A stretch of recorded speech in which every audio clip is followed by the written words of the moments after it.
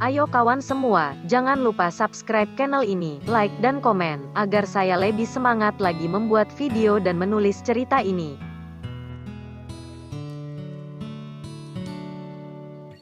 Kamu Lilimi? Yogi Chen menatap Lilimi dan bertanya, "Maaf, Tuan Yogi Chen, tadi aku pergi ke rumahmu untuk menjemputmu, tetapi tidak ada seorang pun di rumahmu, dan pada saat dalam perjalanan kembali ke perusahaan, di tengah jalan ada macet, jadi aku terlambat." Lilimi sedikit membungkuk dan dengan lembut menjelaskan bahwa dia tidak ingin meninggalkan kesan buruk kepada Yogi Chen, ketika presdir baru ini baru menjabat pada hari pertama.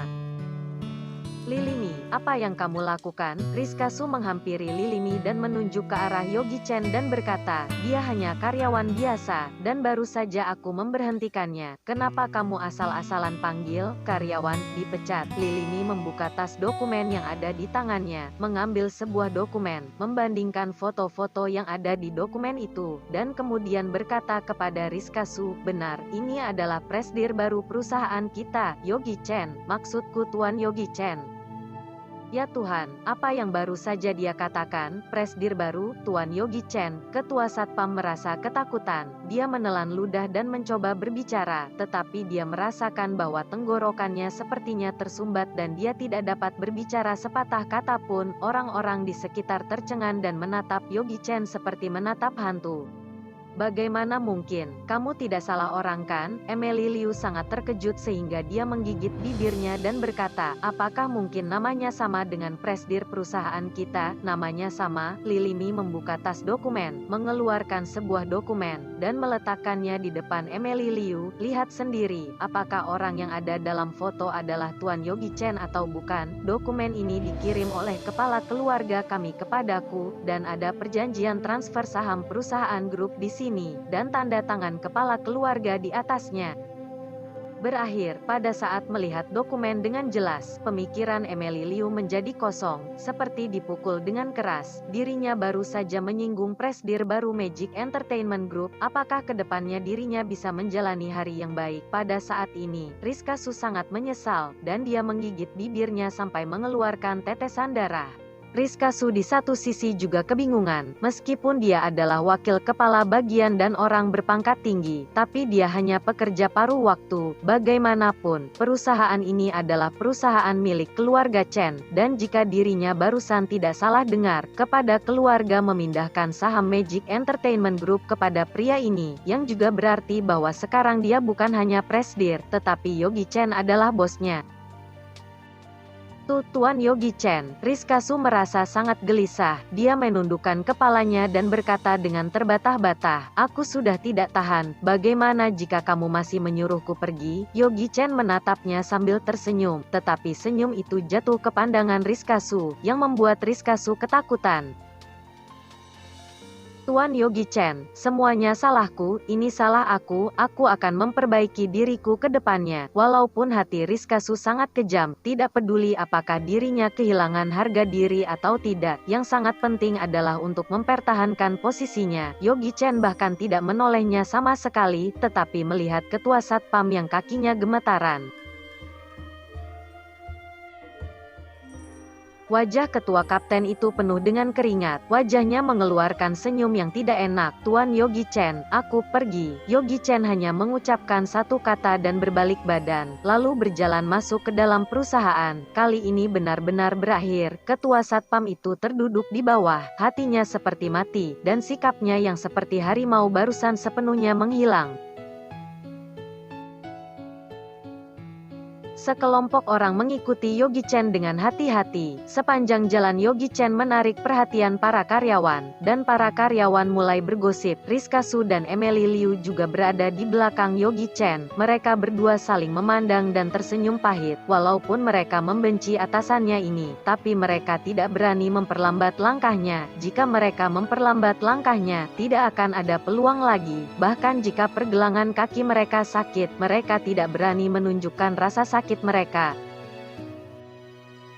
Pada saat ini, berita tentang presdir baru yang menjabat menyebar ke seluruh perusahaan. Meskipun tidak tahu seperti apa tampang presdir baru, tapi orang yang bisa berjalan di depan Rizkasu dan membuatnya terus mengikutinya. Orang yang diikutinya itu pasti presdir baru. Tidak sedikit orang yang tidak terampil di tempat kerja. Melihat Yogi Chen memimpin jalan, mereka menghentikan langkahnya satu persatu dan membungkuk untuk menyapa.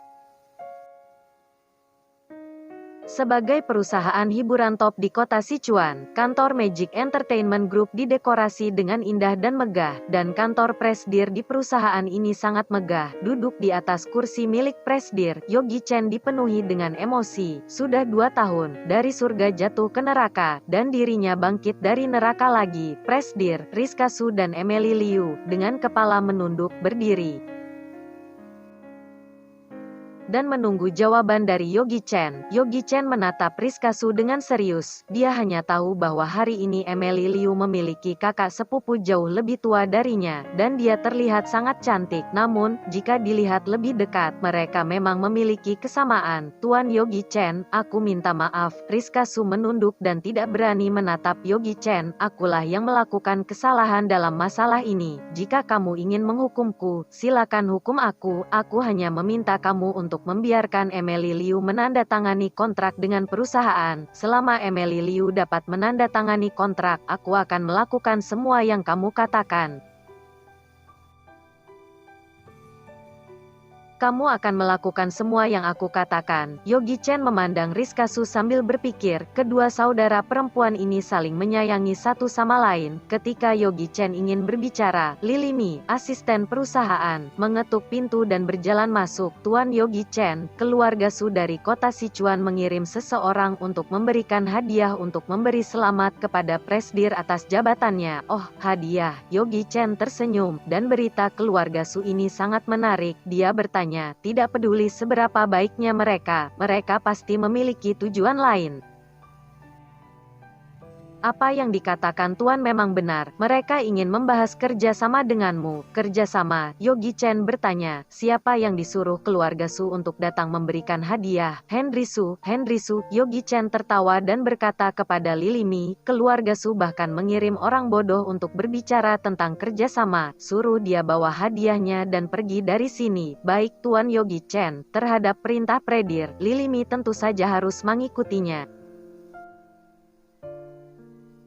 Villa keluarga Su. Nenek keluarga Su mengadakan pertemuan keluarga mendadak, dan ratusan anggota keluarga tiba. Nenek keluarga Su duduk di posisi yang terhormat. Di sebelahnya ada Henry Su, yang baru saja pulang. Pada saat ini, Henry Su menggigit bibirnya dan berkata dengan marah, Nenek, Magic Entertainment Group terlalu memandang rendah orang. Ketika aku pergi untuk memberi hadiah, mereka tidak hanya tidak menerimaku, tetapi mereka memanggil aku bodoh dan menyuruhku pergi dengan membawa hadiahnya kembali.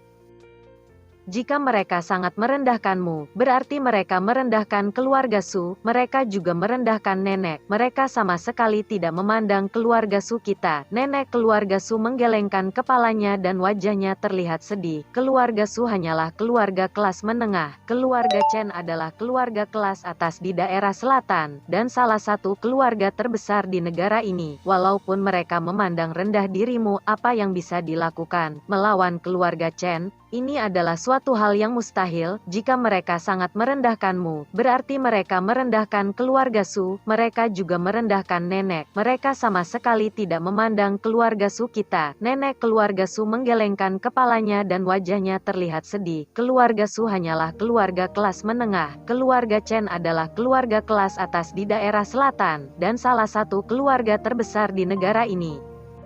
Segera setelah putra-putra keluarga Su melihat bahwa nenek keluarga Su tidak bisa berkata-kata, mereka marah tapi tidak bisa berkata-kata. Orang-orang yang berkuasa di dalam keluarga tidak berbicara sepatah kata pun, dan mereka tidak mempunyai hak untuk berbicara. Baiklah, kali ini kamu membuat keluarga marah, aku akan mengingatnya dan akan membalas kamu. Nenek keluarga Su menepuk pundak Henry Su untuk menenangkannya.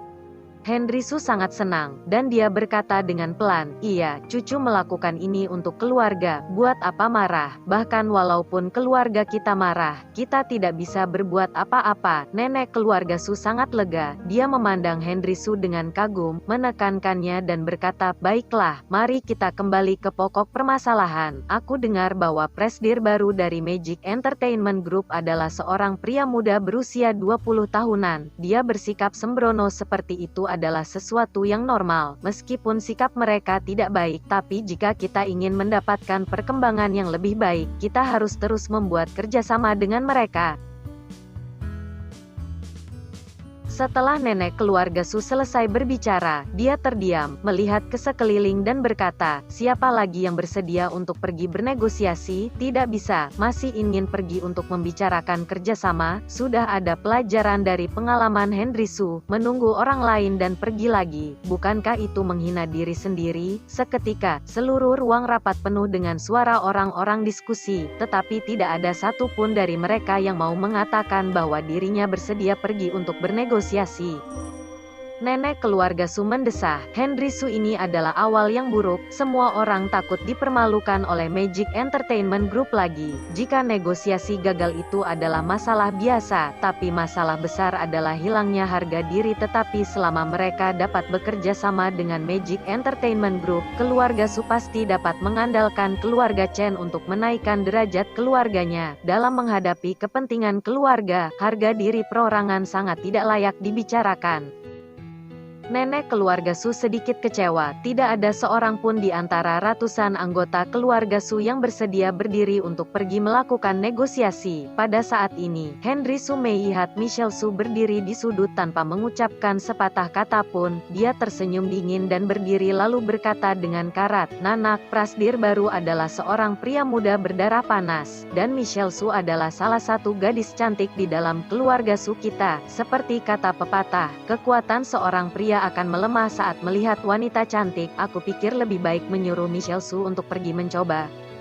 "Henry Su, kamu..." Michelle Su berdiri dan menunjuk ke arah Henry Su, dan dia tidak bisa berbicara apapun. "Ini adalah niat jahat. Kata kasarnya ini adalah memberikan apa yang orang inginkan. Kata kasarnya ini disebut rayuan. Yang paling penting, dirinya seorang wanita yang sudah menikah. Dia melakukan ini hanya untuk menghancurkan reputasi dirinya."